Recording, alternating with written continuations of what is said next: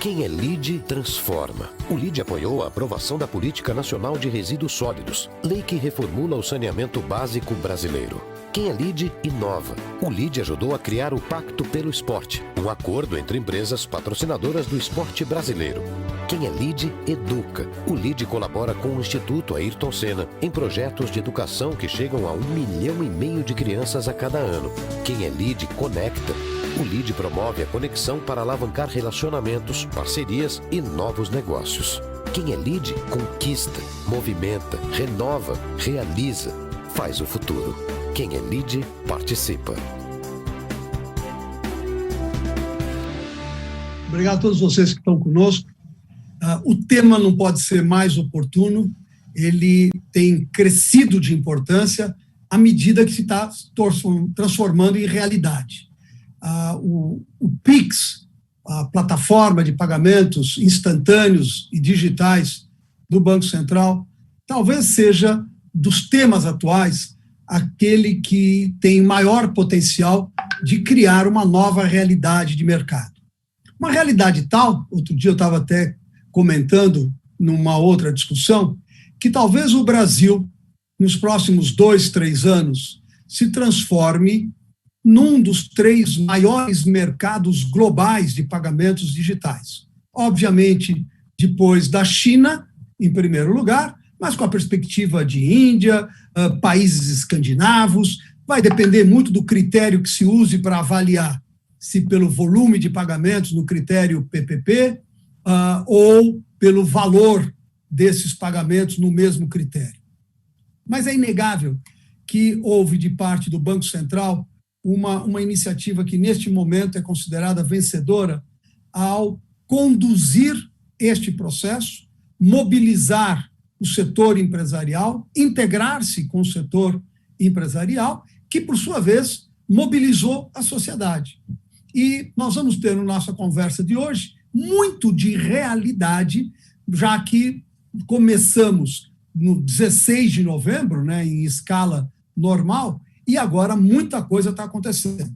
Para isso, nós vamos começar, como o Johnny colocou, com 3 apresentações dos nossos convidados, e em seguida vamos para o debate. E a primeira apresentação é exatamente do Jaime, do Santander, que vai, com a mão no pulso do mercado, nos contar o que está acontecendo, para depois discutirmos as questões que envolvem segurança com a visão da ClearSale e, finalmente, o Coelho com a visão do varejo Raia Drogasil. Comecemos, então, com o Jaime, por favor, Jaime. Obrigado, Marcos.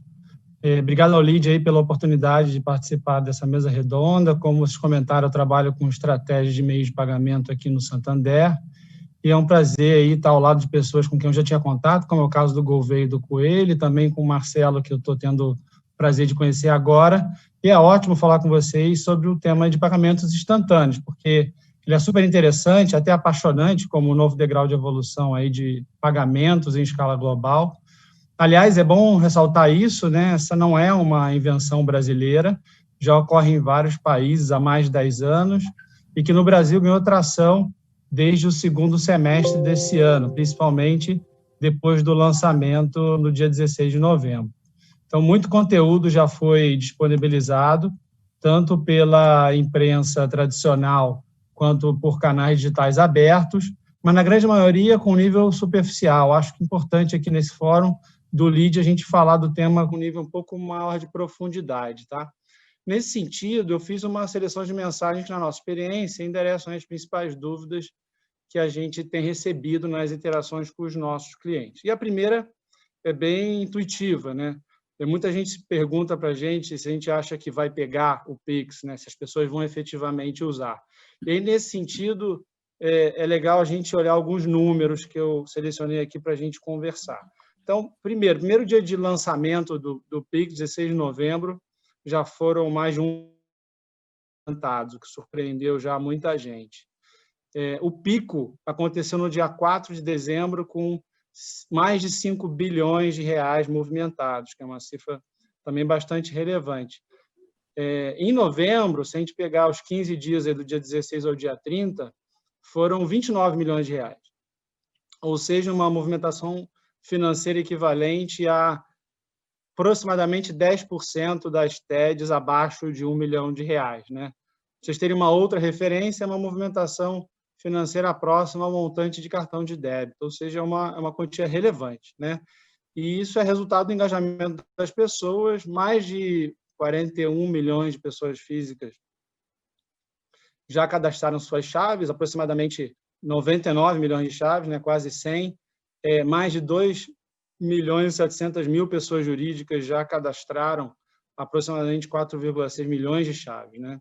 Ou seja, a conclusão é que o uso está crescendo de forma acelerada. E eu aproveito também para fazer um ponto de atenção aqui que tem causado bastante dúvida, né? Se a sua empresa ainda não cadastrou chave Pix, mesmo nessa situação, você pode encontrar no seu extrato um recebimento de Pix, né? E, além disso, também mesmo sem cadastrar uma chave Pix, você também pode enviar o Pix, né? E por dois motivos. Primeiro, os dados tradicionais de número do banco, agência, conta, eles continuam válidos. E segundo motivo é que o Bacen determinou que todas as instituições com mais de 500 mil contas ofereçam esses produtos em seus aplicativos, ou seja, independente da vontade do cliente, dia 16 de novembro, quase todos os portadores de conta transacional no Brasil amanheceram com o seu aplicativo atualizado, tendo a opção de enviar e receber um Pix, né? Ou seja, a chave de endereçamento é apenas um apelido da sua conta corrente. É uma condição necessária para envio e recebimento de Pix.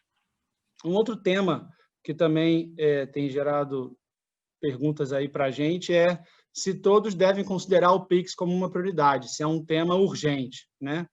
E, na nossa visão, para algumas empresas, sim, para outras, não necessariamente. Então, o Bacen e os bancos comerciais, eles realmente criaram a infraestrutura.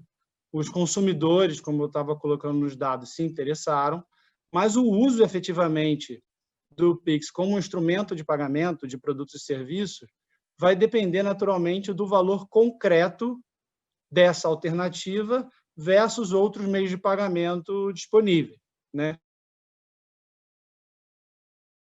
Que eu acabei de dizer. Então, imagina que alguma das empresas de vocês faça importação. E importação através de recebimento de cargas por navio, né? Então, hoje, se chega uma embarcação sexta-feira à noite ou sábado de manhã e a empresa precisa pagar uma taxa via boleto, é possível que ela fique até terça-feira esperando a confirmação de pagamento para a liberação da carga. Isso gera uma ineficiência logística com custo bem relevante, não só no tempo da operação, quanto também no custo da estadia do navio do porto.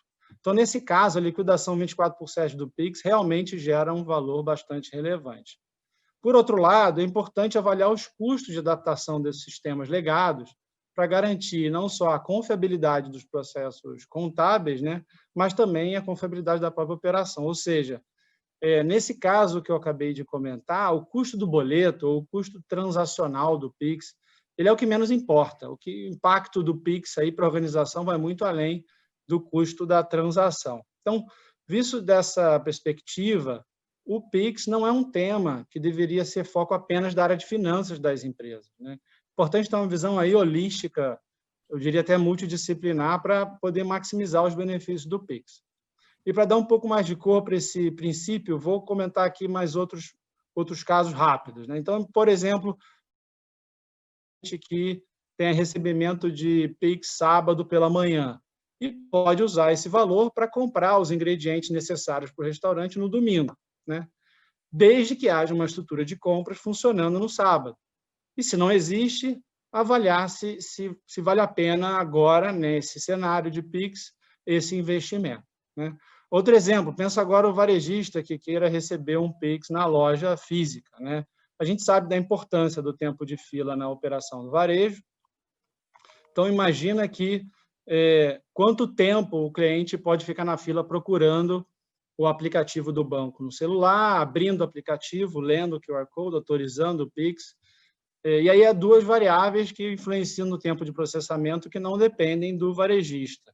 Então, por exemplo, a velocidade da conexão na internet, a capacidade de processamento do celular Então, se esse é um tema importante para o seu negócio, vale analisar com cuidado qual é o prestador de serviço de tecnologia que pode, entendendo de pagamentos instantâneos, te apoiar, maximizando os benefícios do Pix aí, sem prejudicar a experiência na loja, né? Por exemplo, dentro do próprio Grupo Santander, a gente tem a GetNet, que está muito bem posicionada como prestador de serviço de tecnologia para o varejo, bastante experiente e com soluções para esse caso e muitos outros, né? Como o próprio e-commerce. Então, alguns especialistas estimam aí aproximadamente 50% dos boletos que são gerados e não são pagos, né? À noite, num feriado, num final de semana, a liquidação pode ocorrer vários dias depois do pagamento.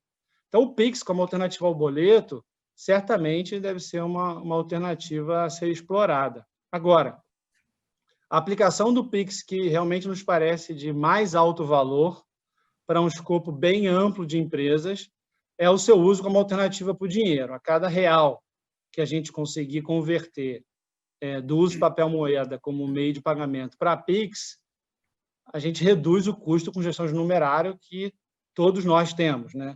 Varejista, banco e qualquer outro tipo de empresa que lida com o dinheiro, né? Enfim, o valor do Pix aí para cada empresa vai ser diferente e as implicações dependem da sua operação específica e vale uma reflexão profunda sobre tanto os benefícios mais os custos que passam a existir com a operação do Pix.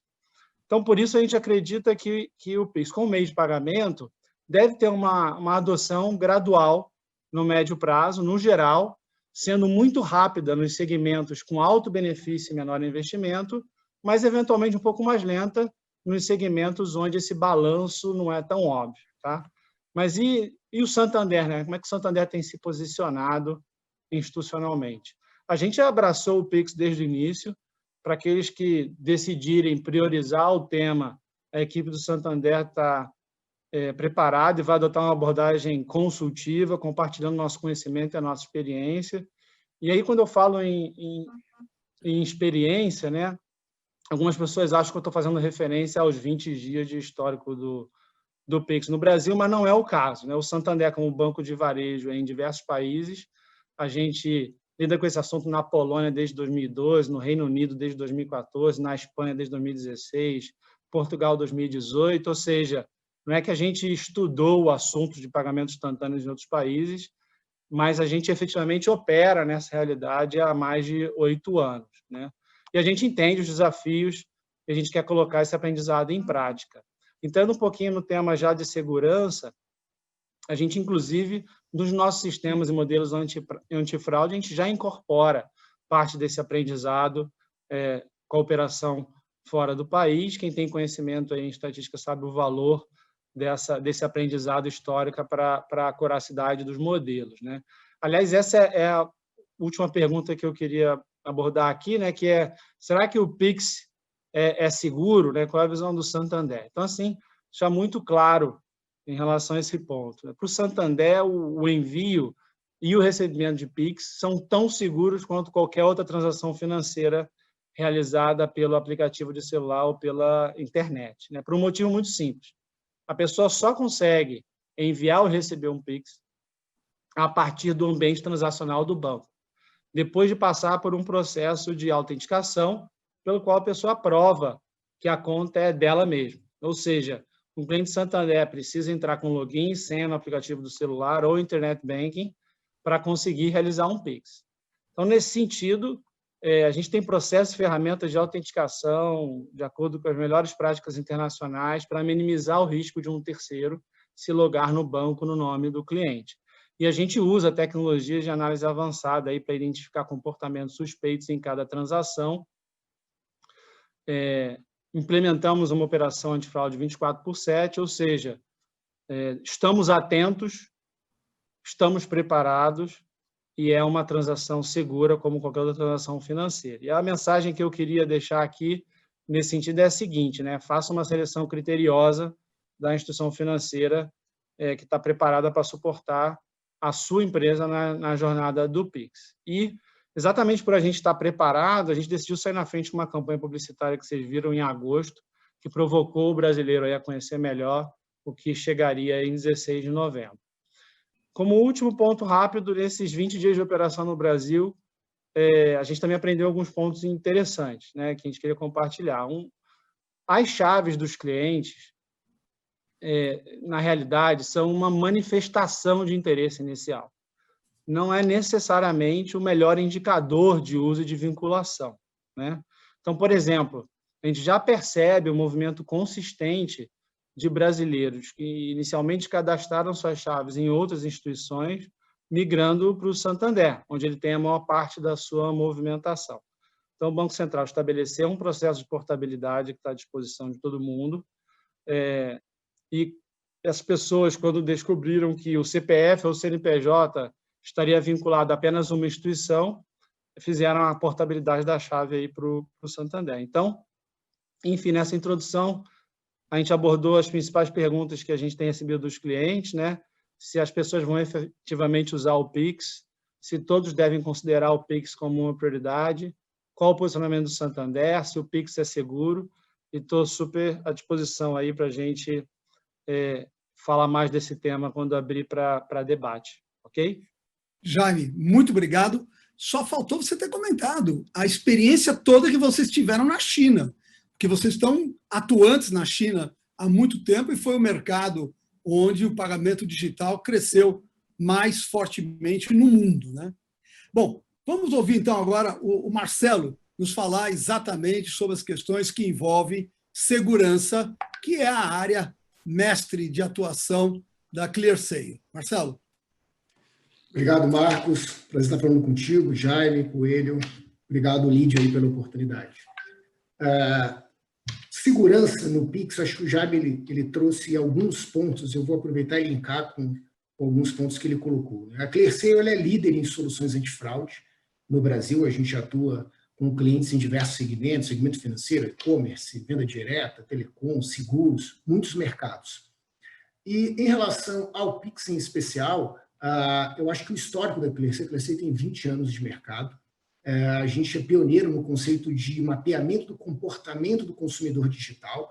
A ClearSale nasceu no processo de antifraude do e-commerce, cresceu, a gente tem 85% de market share nesse mercado, mas ampliou para outros segmentos. Isso nos deu a capacidade de ter um olhar especial para este processo. Então, quando o Pix começou, na verdade, ele já tem algum tempo mesmo no Brasil, né? Quando a gente fala 16 de novembro, entrou 16 de novembro, na verdade, 16 de novembro entrou a operação ativa, mar aberto, que a gente chama, mas, na verdade, essas conversas do Banco Central, o alinhamento com os players de mercado, os participantes, que a gente chama do arranjo de pagamento instantâneo, já vem acontecendo há algum tempo, a gente acompanhou este processo. E, em especial, em relação ao Pix, a gente decidiu ter uma abordagem até um pouco diferente da nossa abordagem tradicional da ClearSale, levando as nossas soluções padronizadas de antifraude para o mercado. A gente decidiu construir uma plataforma específica para atender antifraude do Pix. A gente montou uma parceria com a CIP, a Câmara Interbancária de Pagamentos, que a gente levou essa plataforma ao mercado. Ela está operacional desde o início, né, da operação 16 de novembro, ela já está rodando, está operacional, com participantes utilizando. E por que este ponto? Aí trago o link da questão de segurança, né? Esse é um ponto em que muitas pessoas ainda se perguntam, e tem algumas pesquisas recentes, inclusive, que colocam esse ponto, né? Por que você ainda não adotou, você vai utilizar ou não vai utilizar o Pix? E a questão da segurança ainda é um ponto colocado. Eu concordo inteiramente com o que o Jaime falou, que o processo de segurança de uma transação Pix é similar ao processo de segurança de qualquer outra transação. E aí eu coloco uma pimentinha aí nessa história. E eu diria até que as instituições financeiras, não são só instituições financeiras, de pagamento, cooperativas de crédito, fintechs, né, foram 765 instituições que foram autorizadas a iniciar a operação a partir do dia 16 de novembro, sendo que, obviamente, agora, a partir do dia 1º de dezembro, ficou aberto para que novos participantes possam entrar no processo de homologação e ser novos participantes do arranjo, mas o processo iniciou com 765 instituições habilitadas, né? O Jaime comentou que tinha uma obrigatoriedade mínima que o Banco Central colocou, né, no início, estabelecendo um critério. Esse critério ele fazia mais ou menos 34, 36 instituições que teriam obrigatoriedade de operar dentro do arranjo do Pix. E, na verdade, você teve uma adesão de 765 instituições. Na verdade, o processo de homologação começou com 935 e, no final, 765 foram homologadas de verdade. Então, isso mostra a adoção. E, no caso da segurança, esse é um componente, que é aquela pimentinha que eu falei que eu iria colocar, é a seguinte, quando a gente fala do processo de, vamos fazer a comparação, né? O Pix é um arranjo de pagamento novo, se a gente fizer uma comparação, ele pode ser comparado muito fortemente a um cartão de débito, por exemplo. Você está fazendo uma transação, aquele dinheiro está entrando imediatamente na conta, ele vai comentar um pouquinho desse processo, né, pensando no varejo, mas o dinheiro entra ali automaticamente, em 10 segundos vai entrar na conta do varejo, por exemplo. Só que quando você está fazendo, por exemplo, isso está fazendo no cartão de débito. Quando você usa um cartão de crédito, ou quando você usa um cartão de crédito num e-commerce, o liability deste processo de pagamento ele fica do lado do lojista. Então, quando acontece alguma fraude num processo desse tipo, o liability, ou seja, o risco, e aí o risco financeiro, ele fica do lado do e-commerce. Na instrumentalização, na normatização do arranjo de pagamento instantâneo, o Banco Central colocou que o liability ele fica do lado do originador, não do recebedor. Então, num exemplo desse, quando você faz um pagamento via Pix, por exemplo, no e-commerce, naqueles que já estiverem ali habilitados no checkout, lá o QR Code para poder ser lido, se houver uma fraude, essa fraude vai ficar do lado do originador, que é a instituição financeira, a instituição de pagamento, enfim, a cooperativa, fintech, que estiver habilitado. Na utilização, tiver disponibilizado o meio de... Isso mostra como, na verdade, o nível de segurança ele é extremamente criterioso para as instituições, porque, obviamente, já é de uma forma geral para todos os instrumentos, mas pensando que o liability fica do lado do originador, a preocupação com segurança é ainda maior, né? Pensando, obviamente, porque ele não quer trazer esse custo do liability, o custo financeiro de uma fraude para o lado dele. Então, quando a gente conversou com vários participantes, a gente percebe que esse nível de segurança é muito importante. Várias instituições iniciaram, obviamente, trabalhando com os seus próprios, eles já têm, né, e essa foi a temática do Banco Central.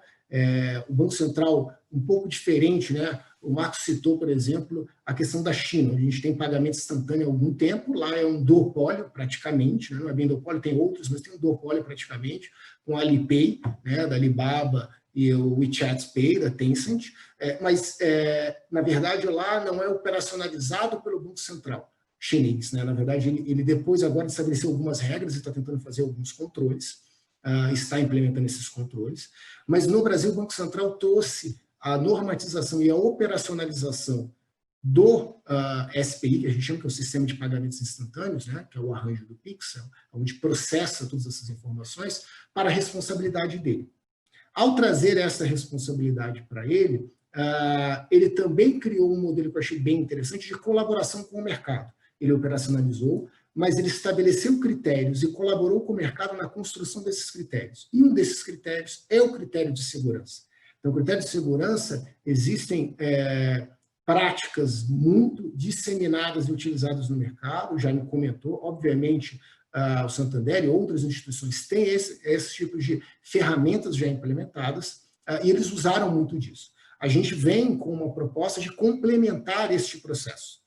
Então, essa complementariedade, entregar soluções, porque a gente entende de nível digital, e juntando com a CIP tem, obviamente, aí histórico, por exemplo, de dados de TED, DOC, isso nos dá a capacidade de fazer uma questão analítica muito forte.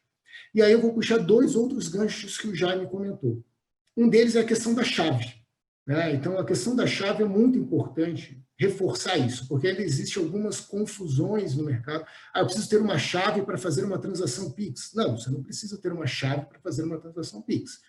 Como já me colocou, no 16 de novembro, todas as instituições amanheceram com a disponibilidade do pagamento via Pix. Então, se você tem algum varejista que aceita Pix, você habilita lá, lê o QR Code e já pode fazer o pagamento, sem mesmo ter habilitado uma chave. Não tem essa necessidade. E mesmo fazendo um processo de transferência, a gente citou muito pagamento, mas, obviamente, eu diria que o Pix, você pode fazer duas analogias. Ele, obviamente, é um processo de transferência monetária, similar a um TED e um DOC, com a vantagem que para a pessoa física não tem custo, e ele também é um arranjo de pagamento. Então, eu fiz aquela comparação com um cartão de débito. Então, nesse processo, todos podem usar, e não somente você precisa fazer o cadastro da chave. O cadastro da chave é um facilitador. Então, você pode habilitar ali o seu CPF, o número de celular, o e-mail, como opção, ou CNPJ, né, se for uma pessoa jurídica, como opção para facilitar. E é bem interessante ver esta análise, porque a gente acompanha nos nossos processos, a gente faz análise antifraude olhando tanto o cadastro, que a gente chama na DICT, né, que é o cadastro dessa chave, que quando a gente fala de cadastro, não é só o cadastro, entra a questão de portabilidade, a questão de disputa, entra nesse conceito. Né? Então, a portabilidade, alguém quer tirar lá de um banco concorrente, como diz o Jaime, levar para o Santander, você está fazendo a portabilidade da chave, você tem que fazer a validação, será que é essa pessoa mesmo que está fazendo a portabilidade? E o processo transacional, né? Que pode ser a transferência entre contas, como eu citei, ou o processo de pagamento. Então, isso dá um arcabouço, em termos de segurança, que eu tenho total tranquilidade de que isso é vantajoso para os clientes. Né? Então, os clientes das instituições têm uma vantagem muito grande de utilização do Pix, principalmente se a gente pensar na pessoa física, na questão, obviamente, do custo para eles. E quem é o grande agregador? Eu vou deixar o gancho aqui para o Coelho entrar. Quem é o grande agregador, e foi uma ótima sacada, essa sacada do Banco Central em relação a esse conceito de liability, que quem puxa o esteio disso, quem garante a adoção de qualquer meio de pagamento, é quem promove a utilização do meio de pagamento. Quem que promove a utilização de pagamento? É quem aceita aquele meio de pagamento. Então, o varejo, o comércio, né, todos, e aí, obviamente, houve aí convênios, já tem convênio, ainda não está no ar, mas já está acertado com a ANEEL, para que isso esteja na conta de luz, né, a opção do pagamento via QR Code, isso também com outras empresas de serviços também vai ter essa habilitação. Isso vai fazer com que você tenha a adoção. Então, este modelo faz com que o varejo, promovendo a utilização, aconteça uma adoção maior do Pix, e isso gere uma maior utilização. Então, a gente já viu, o brasileiro eu sempre comento isso em várias lives, a gente está falando de Pix há algum tempo, em termos de tecnologia, é verdade. Então, isso é um facilitador, mas ele também gosta de vantagens, né? Ele gosta de vantagens. Uma dessas vantagens é a questão do custo, está claro, né? Quando você faz uma transferência. Mas, obviamente, o varejo ele pode ser um potencializador disso. Como o custo de uma transação Pix, com certeza, quando ele pode entrar no detalhe, é muito menor do que de uma transação de um cartão de débito ou mesmo de um cartão de crédito, a promoção deste meio de pagamento gera uma facilidade ou uma atração para que o cliente use. E aí você tem um modelo ganha-ganha, aumenta a adesão dos clientes, e aí melhora em termos de custo, ou um custo menor para o varejo. E tem, depois a gente ainda pergunta, tem muita coisa, mas tem que deixar tempo para todo mundo conversar aqui, e tem o que vem pela frente do Pix, que potencializa ainda mais. Né? A gente está falando, eu fiz a comparação com o cartão de débito. Mas se a gente pensar que num futuro muito próximo, já está previsto aí para o primeiro semestre do ano que vem, né? Que é a agenda Roadmap 2021 do Pix, a gente já tem o saque no varejo, ou seja, alguém puder usar, fazer um saque no varejo, que vai ajudar bastante a questão de gestão de numerário.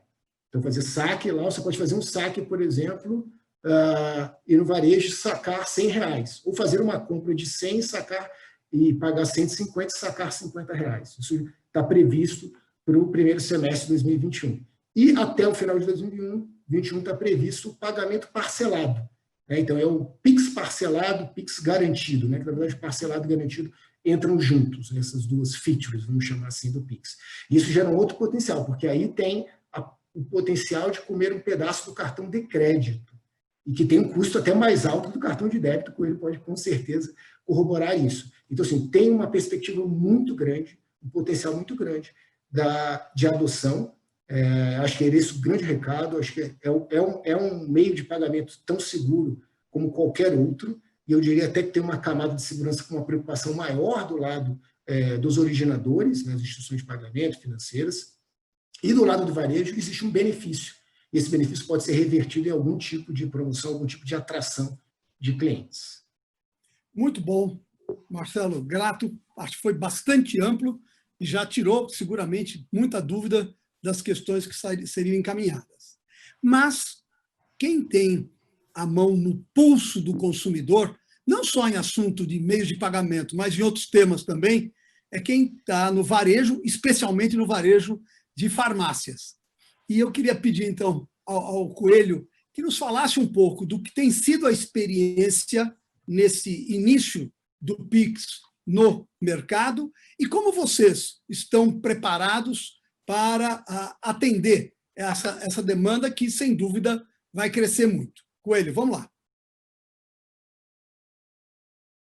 Teu microfone, Coelho.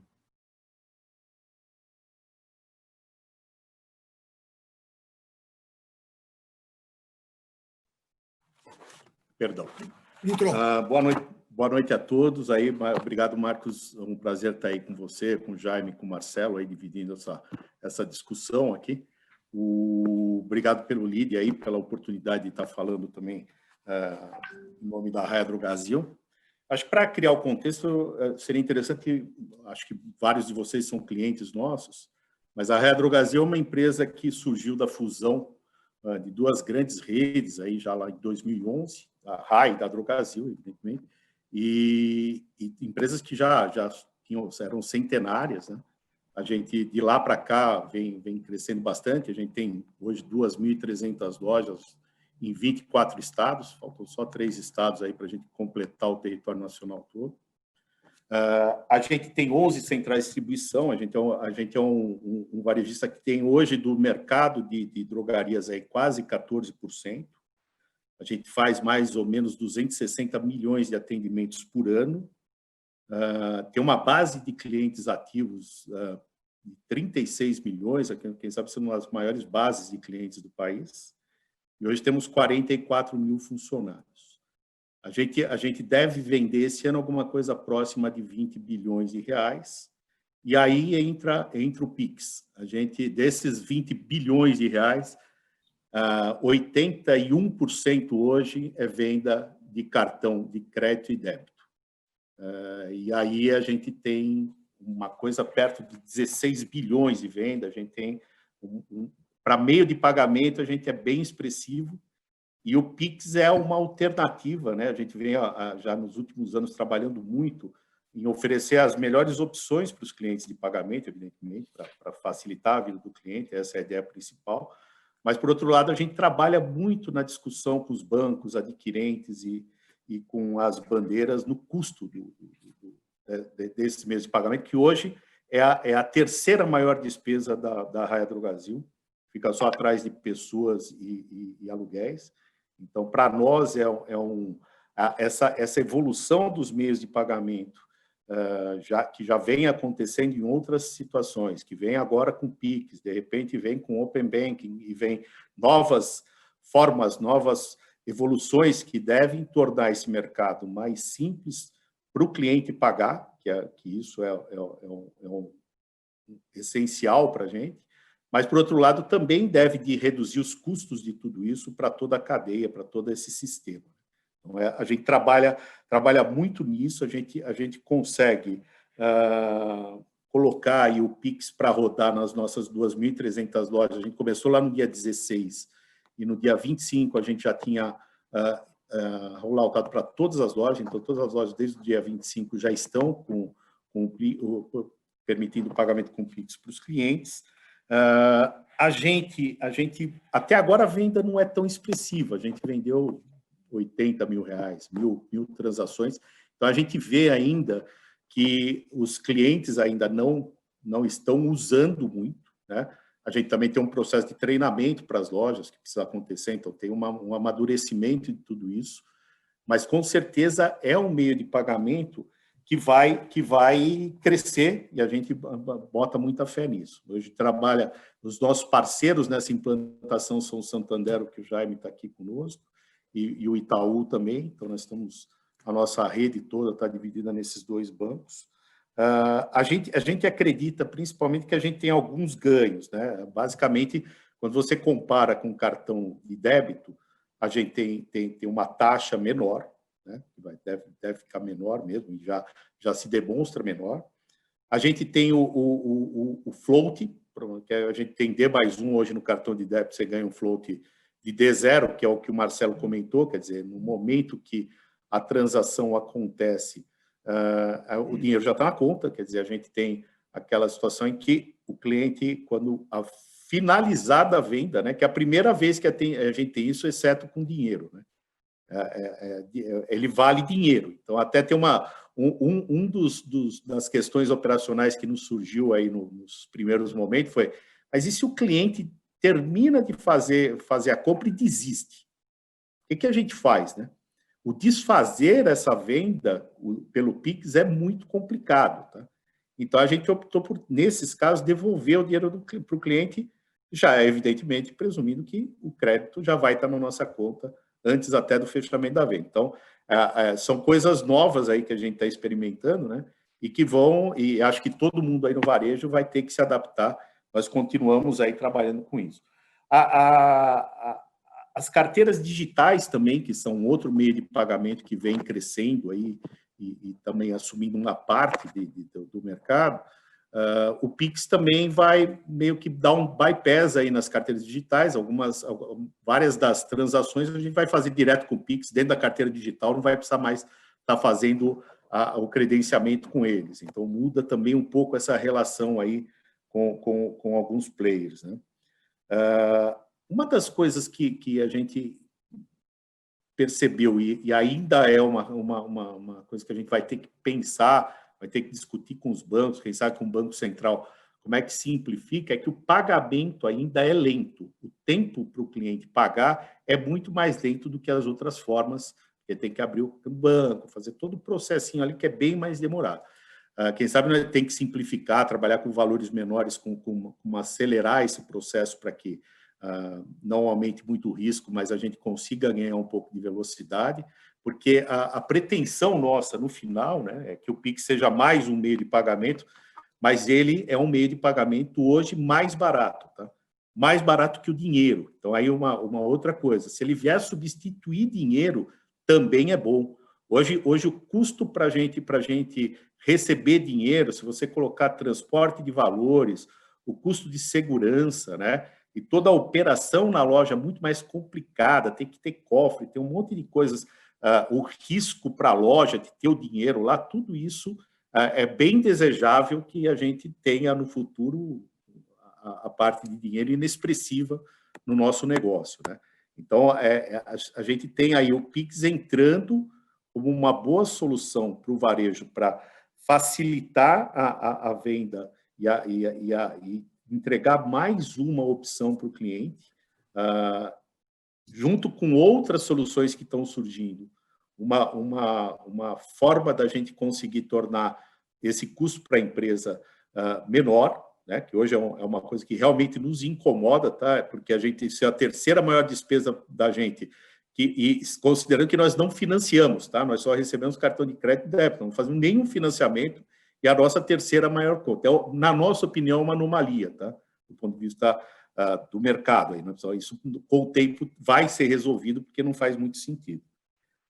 Basicamente é isso. A nossa expectativa é que a gente tenha, nesse ano aqui, a gente vai trabalhar bastante nas lojas, incentivando o uso do Pix. A gente tem um produto novo que chama Stix, que é uma associação nossa com o Pão de Açúcar, que é um programa de bilhagem, ali, de pontuação. A gente deve dar também pontos para o pessoal usar sticks. Vamos promover, de alguma forma, produtos e formas de incentivar o Pix. Então, o varejo tem muito interesse que isso prospere. A preocupação de segurança nossa não é muito relevante, tá? Porque, de fato, pelo que o Marcelo falou, e claramente, quem sabe seja uma das formas mais seguras que a gente pode ter agora. Então, essa não é uma preocupação que a gente tem. E outra coisa que a gente está se movimentando, já fechando, é para trabalhar nas outras atividades. Então, e-commerce ainda não está, a gente já está nas lojas, está indo para o e-commerce, e tentar criar toda a nossa estrutura, né? Marketplace que a gente está entrando, quer dizer, todo o nosso processo, todos os nossos canais estarem com Pix disponível. É isso daí do nosso lado. Muito bom, Coelho. Eu acho que você colocou pontos fundamentais. Essa tua informação de que essas transações financeiras, meios de pagamento, significam o seu terceiro maior item em despesa é muito impactante, tá certo? E demonstra, né, o quanto o varejo criou uma expectativa muito positiva. Se para vocês representa o terceiro e vocês não vendem a crédito, empresas que têm uma dependência de crédito, o item tem uma relevância ainda maior. E é isso que eu queria trazer como pergunta para o Jaime. Jaime, acho que você, na sua abertura, você foi muito feliz a caracterizar o momento, o mercado, os números, e ter colocado, em termos globais também, os meios de pagamentos digitais, instantâneos. O que vocês visualizam como efeito macroeconômico? Porque o Coelho estava destacando exatamente essa questão, né, da redução do float, a redução do custo transacional, a própria redução, né, por impacto da redução da taxa de intermediação. Agora, olhando em termos macro, o que vocês veem como perspectiva?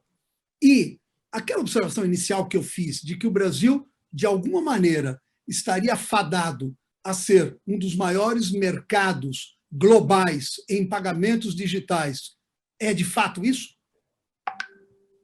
Ótimos pontos. Obrigado pela pergunta, Gouveia. Acho que o primeiro ponto é interessante, que é o impacto macroeconômico. Eu vou responder de maneira bastante simples, tá? Inclusão. Então, acho que esse é, sem dúvida, um dos potenciais benefícios positivos do Pix que estamos todos esperando que aconteça. Não só pela redução de dinheiro, né, papel moeda em circulação, que em si já gera um ganho de eficiência na economia como um todo, né? Que papel moeda é mais custo para o banco, para o varejo, para o Estado brasileiro, né? Então, assim, ninguém ganha com isso. Então, esse é um tema importante de efeito de eficiência na economia. E outra é a inclusão digital. Sem dúvida, tem muitas pessoas que, com o arranjo de pagamento Pix e a facilidade de fazer o dinheiro sair do pagador e chegar no recebedor em menos de 10 segundos, atrai um fluxo de dinheiro em papel moeda e pessoas que estão acostumadas a fazer isso, a digitalizar esses fluxos, né? E isso acaba beneficiando toda a economia. Então, do ponto de vista macroeconômico, eu diria isso: redução de papel moeda e inclusão de pessoas que hoje não estão participando, né, do sistema financeiro. Só para você ter uma ideia, hoje, de 20 a 45 milhões de brasileiros é a estimativa de um público aí sem conta corrente, né, desbancarizado, mas tem 60 a 70 milhões, que é um público que alguns especialistas chamam de subbancarizado, né, que estão com boa parte dos seus fluxos fora do sistema financeiro, apesar de terem uma conta poupança em algum lugar, né? Então, se a gente somar esses dois públicos, está falando de 80 a 115 milhões de pessoas que podem estar aí mais incluídas no sistema. Então, esse é um ponto da sua pergunta. O outro ponto em relação a ter o terceiro sistema instantâneo do mundo, né, a terceira economia mais digitalizada, eu não sei se seria a terceira, mas certamente a gente está preparado para ser um benchmarking global, né? Porque quando a gente olha as experiências internacionais, é difícil achar um caso onde, no primeiro dia de implantação, todos os fluxos, pessoa para pessoa, pessoa para comércio, comércio para comércio, pessoas para governo, ou seja, todas as combinações possíveis entre pessoas, empresas e governo estão disponíveis desde o primeiro dia. Em vários países, tem pelo menos uma dessas pernas que não está ainda equacionada. Um outro ponto é os meios disponíveis para você enviar um pagamento instantâneo, que além do QR Code, que, claro, é muito conveniente, o fato de você poder enviar recursos usando como atalho o número de celular ou um CPF CNPJ também é uma combinação muito rica que não tem em todos os países. E um terceiro elemento é o peso da mão do Estado, que o Banco Central realmente adotou uma postura protagonista para acelerar esse processo. Então, quando a gente avalia essas três dimensões, Gouveia, que é pessoas, empresas e governos disponíveis desde o primeiro dia, várias formas de transferir, de fazer pagamento instantâneo, QR Code, celular, e-mail, etc., e o peso do Estado, realmente a gente está num caminho para ser um benchmarking global. Os Estados Unidos têm um plano chamado FED 2023. Tenho certeza que eles estão olhando o nosso caso como uma oportunidade de aprendizado. Obrigado. Eu acho que você reforçou esta visão, que eu acho que nem todos nós temos, né, de que o Brasil está prestes a se tornar um benchmarking global em pagamentos digitais. Assim como, né, ele inovou e é um benchmarking em eleições pelo voto eletrônico, nós, no pagamento digital, também vamos nos tornar uma referência global, e você reforçou essa percepção que eu já tinha em algum momento comungado. Mas eu queria agora conversar com o Marcelo, porque às vésperas, né, da entrada do projeto no ar, em 16 de novembro, as redes sociais foram inundadas, né, com vídeos catastróficos, né, dos riscos, vai crescer o sequestro, os problemas, como se ninguém pudesse anteriormente usar o telefone para pagar através de TED e outras modalidades. Você viu que isso trouxe algum impacto, Marcelo? E há alguma perspectiva de que tudo isso que você reforçou muito bem, de que ele tem camadas de segurança adicionais a outros meios de pagamento, isso está se tornando uma percepção coletiva ou ainda está limitada naqueles que estão mais próximos do sistema? Excelente pergunta, Gouveia. Eu acho que aí a gente pode separar isso, essa análise, em dois aspectos. A gente tem, em relação o brasileiro, eu comentei, né, ele era um adopter, e além disso, ele a gente estava conversando um pouquinho antes aqui, é um usuário fanático de redes sociais, a maior parte das redes sociais. O Brasil está ali como top 5 em termos de utilização. Então, a disseminação de informação, e aí, às vezes, de fake news ou alarmes, acontece de uma forma espraiada.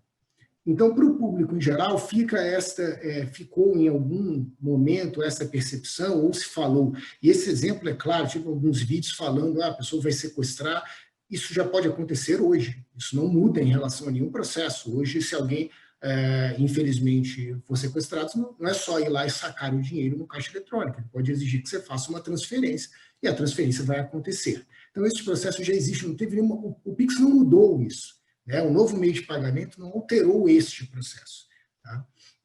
Então, isso eram alardes. E em relação à utilização, aí tem esse processo que o Jaime comentou, que é o outro aspecto, que é da bancarização. Então, quando a gente fala de utilização, o que a gente fala é o seguinte, a gente tem, de um lado,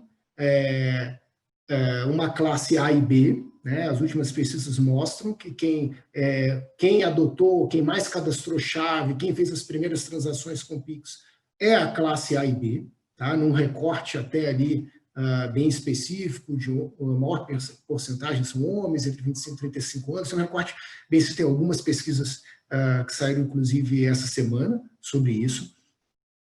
Então, tem público específico que está utilizando. Esse público, ele entendeu esse conceito. O Banco Central fez, além do trabalho, efetivamente, de protagonismo, ele também fez um trabalho bem interessante, né? Ele criou, o Pix é uma marca, na verdade, né? Arranjo de pagamento instantâneo é o nome do arranjo, então ele criou uma marca chamada Pix. Então, ele teve uma estratégia de comunicação muito interessante, trazendo essa marca, a primeira vez que o Banco Central criou uma marca, né? Antes você tinha lá a resolução, você ficava lendo resolução, instrução normativa, tudo aquele arcabouço circular, ele tentou até simplificar esse processo.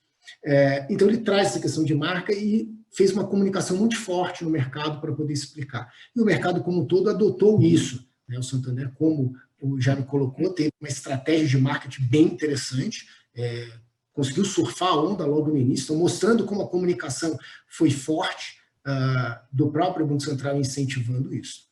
Então, a percepção do mercado depende muito do layer que você está olhando, né? Se a pessoa já adotou ou não. Então, para quem já é mais bancarizado, está acostumado a utilizar meios de pagamento, a percepção não é essa. Mas, para quem não é bancarizado, ou para quem foi bancarizado recentemente, ou o conceito de subbancarizado, que eu concordo, quem tem uma conta, mas mal utiliza, faz o saque, recebe o salário, saca o dinheiro todo e vai usar todos os pagamentos em dinheiro. Ele tem a conta, ele é um subbancarizado, mas ele não utiliza a conta e os benefícios que ele tem como serviço. E aí entra um ponto, que eu acho que é o ponto em relação à segurança, que é um ponto importante. Que ponto é esse? Além dessas questões, obviamente, de informações, alardes, houve um processo, sim, de aumento significativo do que a gente chama de phishing no mercado.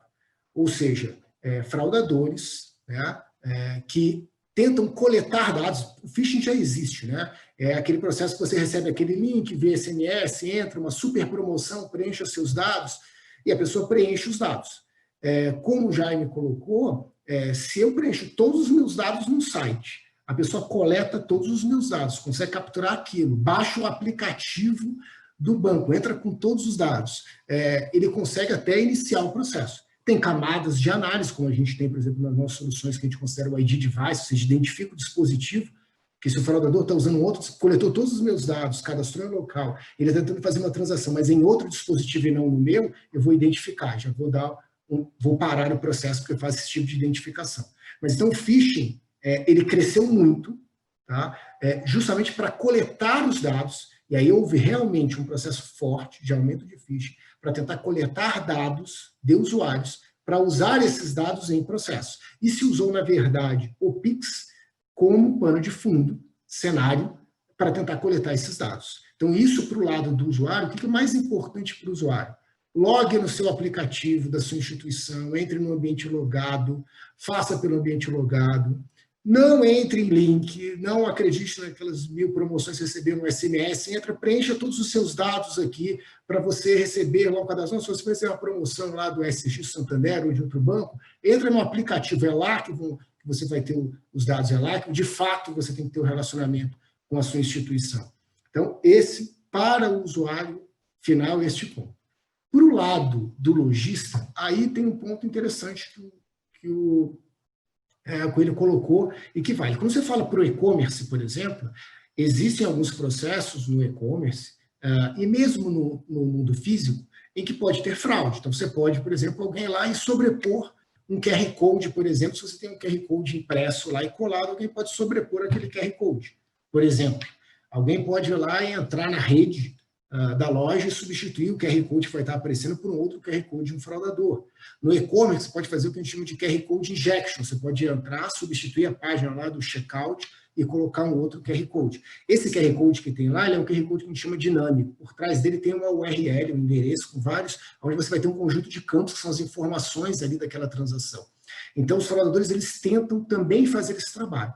Então, pensando neste processo, é também importante para o lado do lojista, a importância de se preocupar com a marca dele, né? E aí sim existem as questões de avaliação se existem sites falsos disponíveis com a sua marca, se tem redes sociais, perfis tentando usar a sua marca, que é um processo que a gente chama também, como a gente chama de anti-phishing, conceito de takedown, de monitoramento, né? Monitoramento da marca, monitoramento desse serviço. A ClearSafe também tem um serviço específico para isso, e a gente percebe que neste caso, aí, para o lado do recebedor, eu acho que esse é talvez um risco efetivo em que os lojistas, o comércio precisa se preocupar em proteger a sua marca neste processo, para que você não receba algum tipo de fraude ou que alguém use a sua marca. Então, é um dano de imagem, de marca, que às vezes não é tão fácil ser mensurável.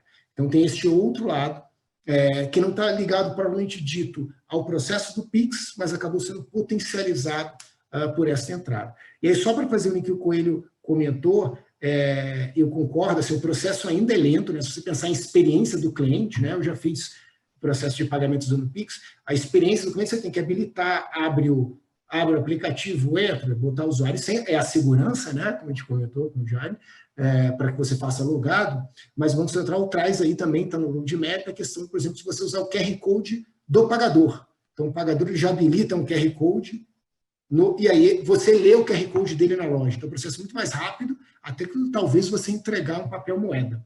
Então, existe realmente um roadmap do Banco Central muito preocupado com isso, e que eu acho que a gente consegue atender todos esses pontos em termos de segurança, já dentro do arcabouço do PIX, montado pelo Banco Central, e as instituições estão preparadas para isso. Eu acho que tem essa preocupação que precisa ter do lado logístico, principalmente em relação à marca, processo de phishing, avaliação, se não estão usando a sua marca em vão. Perfeito. Coelho, a próxima pergunta eu queria direcionar para você.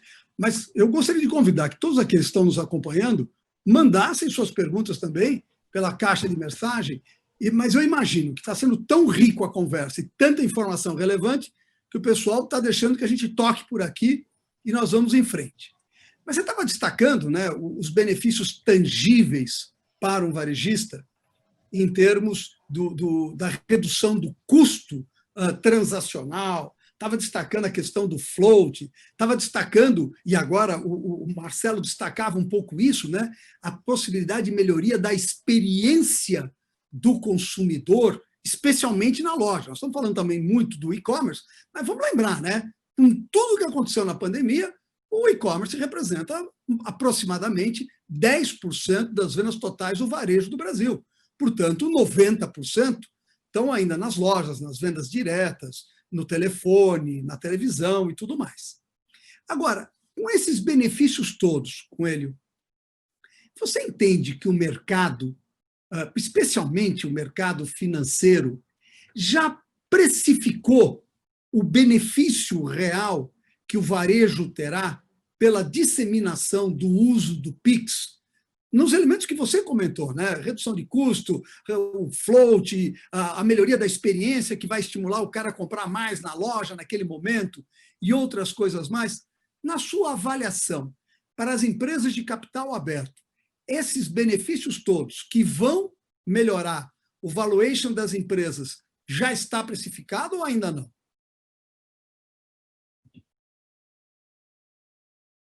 Está fechado. Está fechado, Coelho.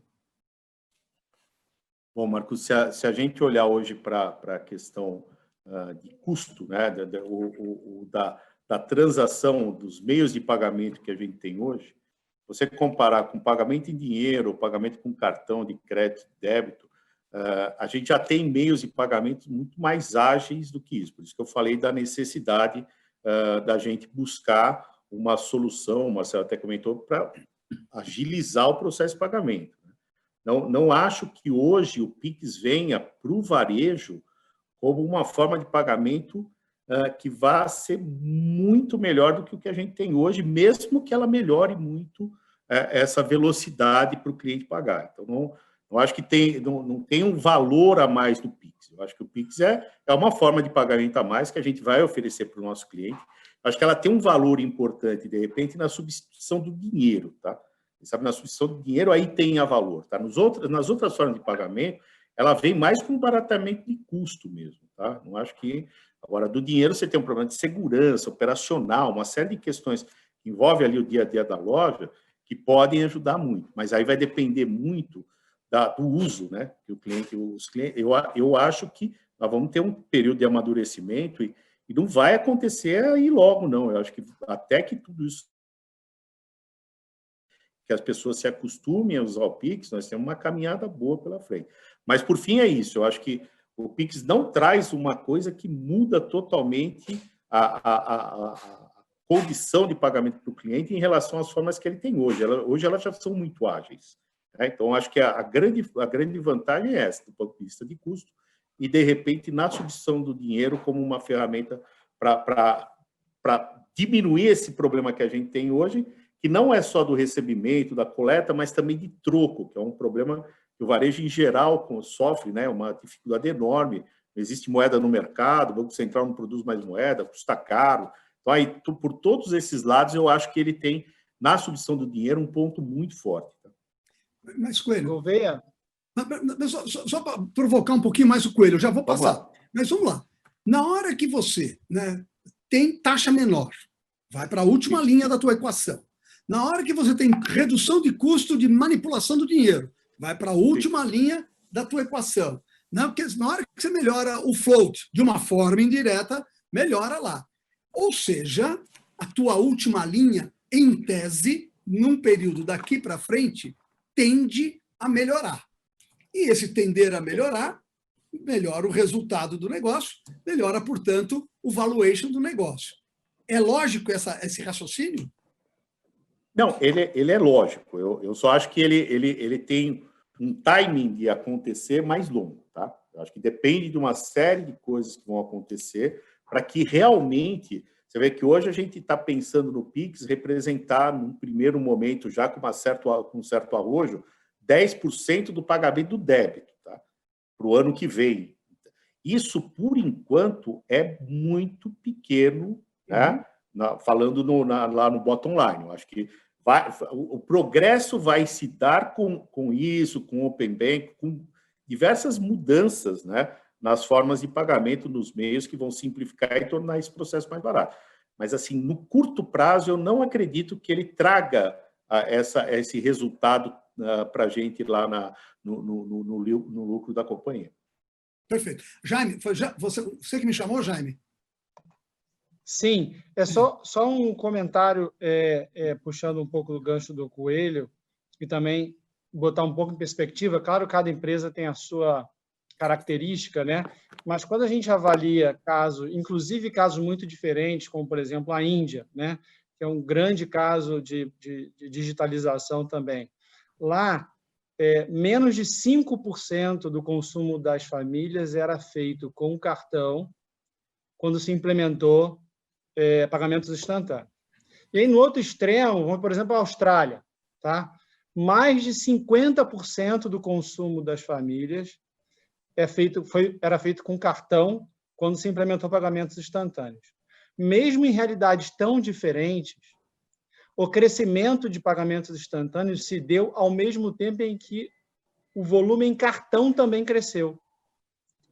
E aí, porque tem dois motivos. Primeiro que, quando você digitaliza e traz fluxo de dinheiros e papel moeda para a economia, o dinheiro que entra como Pix digital, ele pode sair, né, o cash out, tanto em Pix como em cartão. Então, o cartão também acaba se beneficiando desse fluxo novo de dinheiro de digitalização. E o segundo ponto da experiência, dependendo da instituição, o envio de um Pix pode demorar 5, 6, 7, 8 cliques, né? E, por exemplo, no Santander, a gente emitiu 11 milhões de plásticos com NFC recentemente. O Tap and Go, né, que o americano chama de um cartão de débito, é uma experiência muito conveniente, né? Nem tira da carteira, você encosta e vai embora, né? Então, quando você junta esses dois elementos, a gente vê não só a Índia e a Austrália, mas Reino Unido, Suécia, vários países, curvas de cartão crescendo ao mesmo tempo em que se cresce pagamentos instantâneos. Então, só queria botar essa perspectiva para evitar o raciocínio simplificado de que uma coisa cresce em detrimento da outra. Não é o que a gente tem visto, tá? Só aproveitando, Jaime, na China, especialmente, mais recentemente, passou-se a combinar o pagamento digital, né, e como você disse mesmo, no duopólio que existe lá, com a alternativa do reconhecimento facial para o pagamento ou certificação do pagamento, acelerando o processo. Você vê isto no Brasil proximamente também? Eu acho que o tema da biometria ele tem evoluído muito no mundo inteiro, né? E no Brasil também, várias instituições já estão testando soluções de biometria para autenticação, né? Eu só não acho que isso é um tema que é exclusivo do Pix, né? Ele é um elemento, mais uma ferramenta do arsenal de segurança das instituições para poder melhorar a conveniência do consumidor, garantindo segurança na autenticação dele no aplicativo, seja para mandar uma TED, seja para pagar um boleto, seja para enviar um Pix, tá? Então, esse é um elemento que realmente é interessante e que deve acelerar o Pix, mas não está sendo alavancado por causa do Pix, né? Perfeito. Marcelo, você mesmo estava destacando a perspectiva de que nós temos já para o próximo ano das modalidades do pagamento agendado, do pagamento planejado, que deverá ou poderá substituir no varejo aquela jabuticaba brasileira, né, dos X vezes sem acréscimo, tá certo?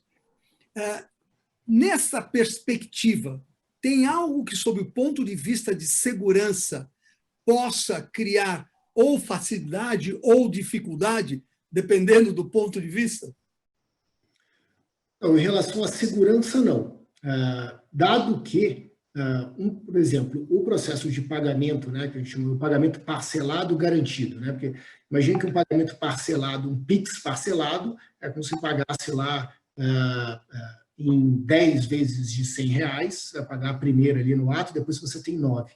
Só que alguém tem que garantir aquilo, né? Quem que está garantindo, na verdade, para o varejo, aquele pagamento daquelas outras 9 parcelas. É a instituição financeira, a instituição de pagamento que está por trás daquele processo em que o cliente efetuou aquele pagamento.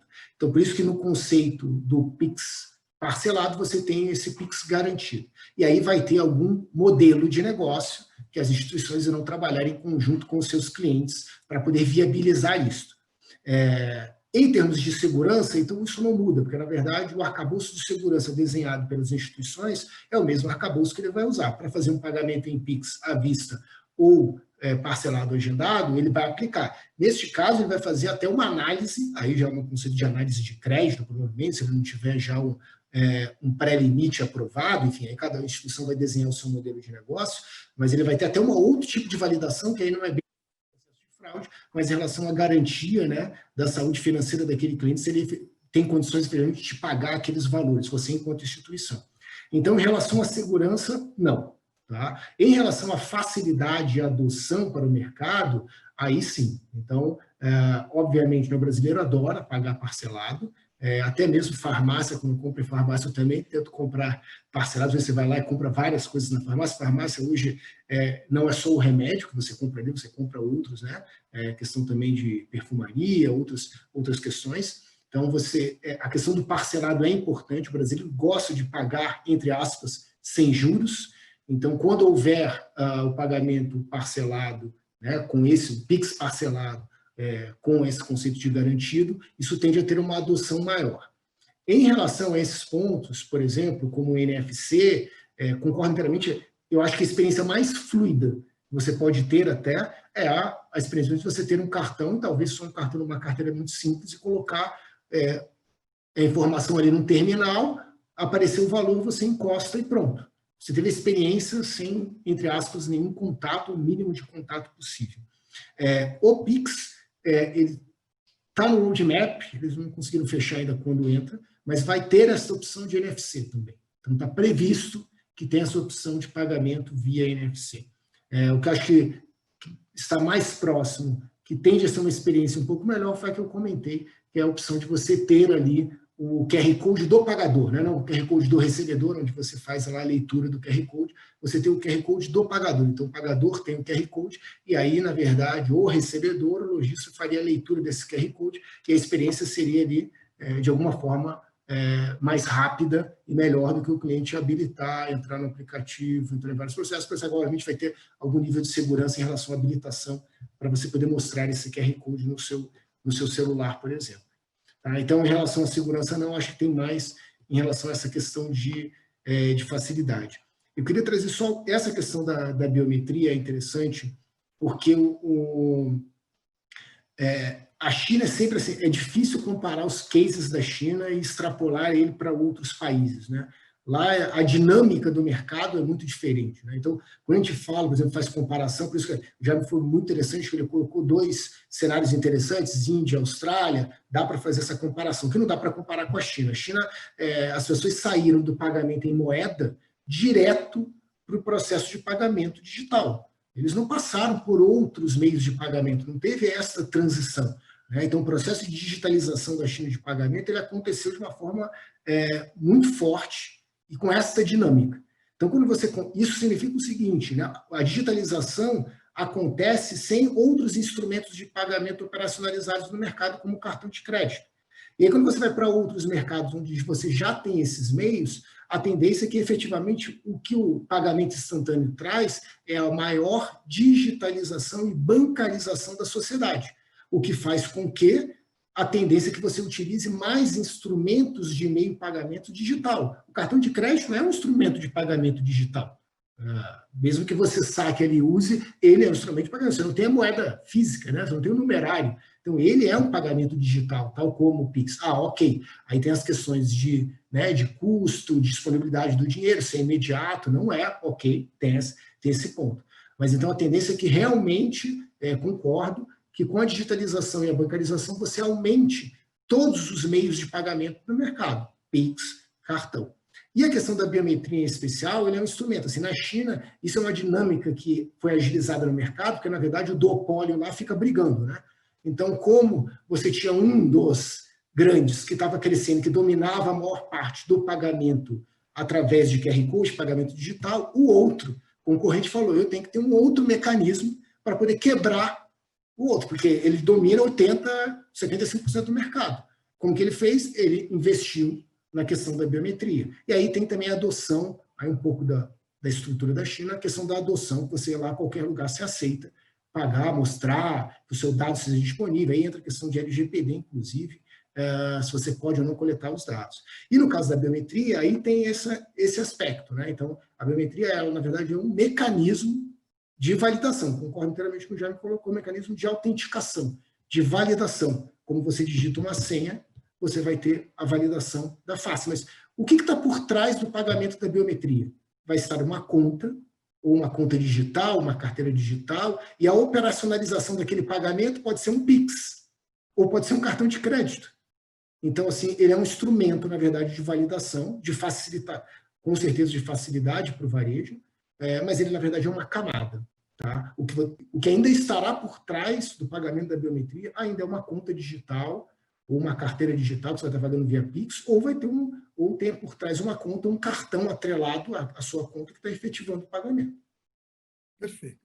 Coelho, o Marcelo estava exatamente agora alertando, e é profundamente válido, que o que acontece na China fica na China, tá certo? À exceção do Alibaba e alguns outros que estão se espalhando, Huawei e muitos outros que estão se espalhando pelo mundo. Mas as características particulares, né, do que acontece na China são muito específicas. Mas foram os pagamentos digitais e a possibilidade de fazer o tracking de comportamento dos consumidores, ainda que não individualizando, mas clusterizando, segmentando e daí para frente, que foram os grandes propulsores dos ecossistemas de negócio na China. O modelo de organização, este sim, que começa a se espalhar pelo mundo. E aqui no Brasil, nós temos uma série de candidatos, todos eles buscando um ecossistema de negócio para chamar de seu. Se a gente for pegar, para listar, Magalu, B2W, Via Varejo, Rappi, Boticário, bom, são a quantidade de candidatos a se reconfigurarem como ecossistemas de negócio é muito relevante. E vocês, aparentemente, estão na mesma direção, inclusive com esta visão estrategicamente evoluída da integração que fizeram com o Pão de Açúcar, na história do Stix, que acabou combinando muito bem com o Pix. Vocês estão se imaginando, em algum momento próximo, talvez até estimulado por essa combinação Stick-Pix, também se repensarem como um ecossistema de negócios, integrando eventualmente outros parceiros? Não tenha dúvida. Na realidade, a Raia Drogasil ela tem uma mudança, de estratégia. Quem viu o RDD aí viu o que a gente pretende. Então, a gente tem a nossa principal musculatura, que é o varejo de medicamentos hoje, e deve ser sempre, durante muito tempo, o nosso principal negócio, mas a gente já começou a operar marketplace, agora em novembro, já temos a operação que começa a crescer.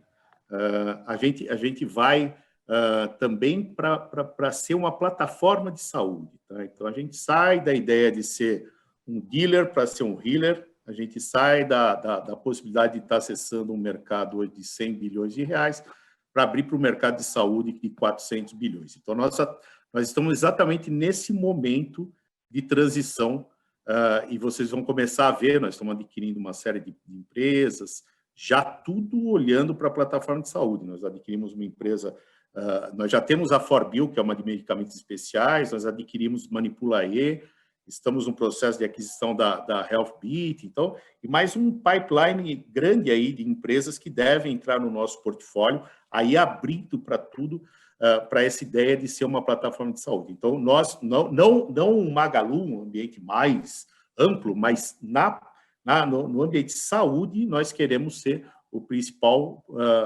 negócio aqui, a vertical aqui que vai falar de saúde. Essa é a nossa pretensão, é o movimento que a gente está fazendo. Junto com isso, vem as ideias de pagamento também, da gente ser meio de pagamento, tentar fazer experiências como meio de pagamento. Já tentamos pensar em entrar na cadeia aí do Pix também, como não como principal, mas como na segunda camada lá de pagamento. São discussões que a gente está tendo, ainda a MDR não vale tanto a pena, mas a companhia segue nesse caminho, tá? Quer dizer, nós somos, hoje, exatamente, estamos nesse movimento de transição, tá? Então, esse é o futuro da Raia Drogasil. Aí vocês vão ver as coisas acontecendo bastante aqui nos próximos meses. Bom, lamentavelmente, o relógio pisca aqui na minha frente, nós estouramos o tempo original, mas eu recebi uma autorização do Johnny para podermos avançar um pouco mais, porque está, de fato, muito interessante, e quem nos acompanhou seguramente atualizou e teve uma visão ainda mais abrangente do impacto que a plataforma digital Pix está trazendo para o mercado. Eu queria fazer uma rodada final rápida com cada um de vocês, talvez a mensagem final de cada um, que traga a sua visão do que foi apresentado aqui como um insight final para quem nos acompanhou. Começamos, então, com o Jaime, por favor. Ok, Gouveia, obrigado aí pela oportunidade novamente.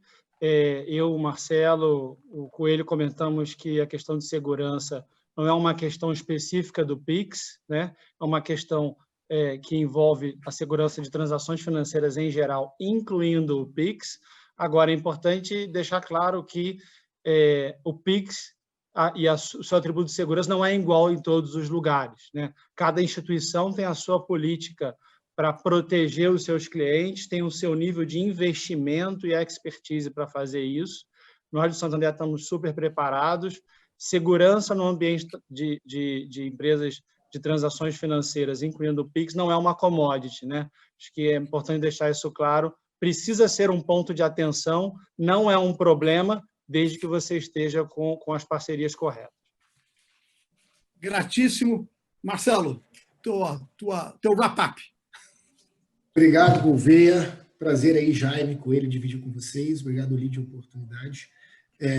Acho que trazendo para o centro a questão da segurança, eu acho que a principal preocupação precisa ser do lado das instituições financeiras, instituições de pagamento, cooperativas, enfim, fintechs, quem estiver operando nesse mercado. A questão da segurança, e o que o Jaime comentou é muito importante. Então, você, usuário do Pix, precisa escolher instituições que de fato investam. Então, do lado das instituições que vão oferecer o Pix ou podem potencialmente entrar no mercado, né, que não estavam nesse mercado transacional, precisam se preocupar, sim, eles com investimento em segurança.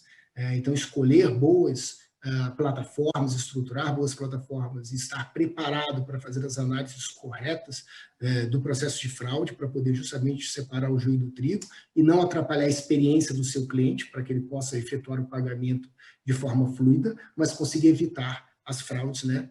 Reforçando que o liability fica do lado do originador, do pagador. Então, deste lado, eu acho que precisa ter essa preocupação. E isso é muito importante, porque essa visão e o nível de maturidade dos clientes será cada vez maior, e essa percepção é importante da escolha. E o que eu já me trouxe, essa questão de portabilidade, o mercado permite, né, o modelo do Arranjo Pix permite essa portabilidade muito fácil de uma chave de um lugar para o outro. Então, você precisa entregar, de fato, segurança como core do seu negócio para o seu cliente, experiência do cliente, e que a experiência dele seja positiva.